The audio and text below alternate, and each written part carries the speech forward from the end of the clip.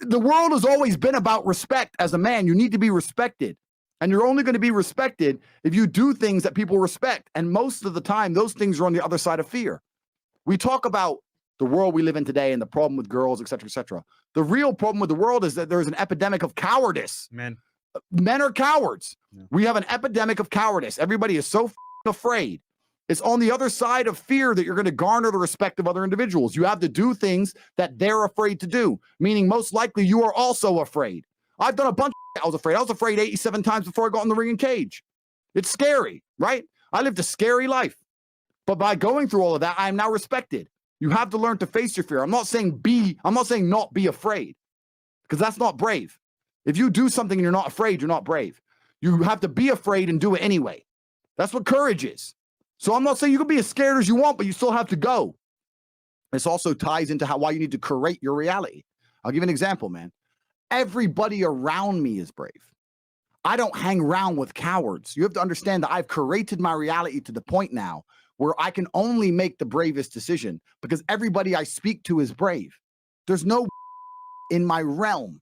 I'm rich enough that everybody I correlate my existence with, everybody I conversate with, is saying do the brave thing. There's literally no realm for being a coward. So how can I be the only coward in my peer group? Am I going to be the only amongst all the men I talk to? No. They say you're some of the 5 people you spend the most time with. So even if you're sitting here right now and you know you're a little, why are you not hanging around with brave men?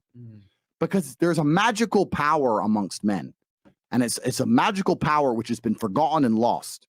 When you put enough men in the same room, there's a transference of energy that makes us feel invincible. I say all the time, your friends should bring out the worst in you. And when I say the worst, I mean, you know, when you're with your boys and you're loud, and you feel aggressive and you're about it, and you'll talk to that who cares if she says no.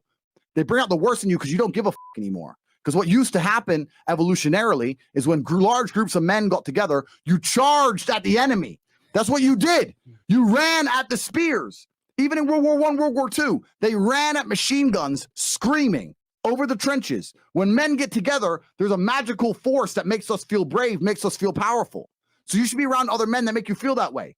There ain't a bitch alive who can drag me down. You can't make me sad. I'm with my team. Then I'm going to go up to my boys and go, well, you know, she had nice tits, man.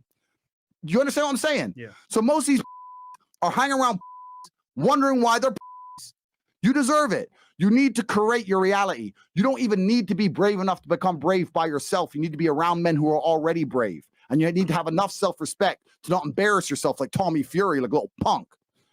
You understand what I'm saying? You need to stick to the game. But this is the truth of the world we live in now. We live in a world full of cowardice. It's cowardice.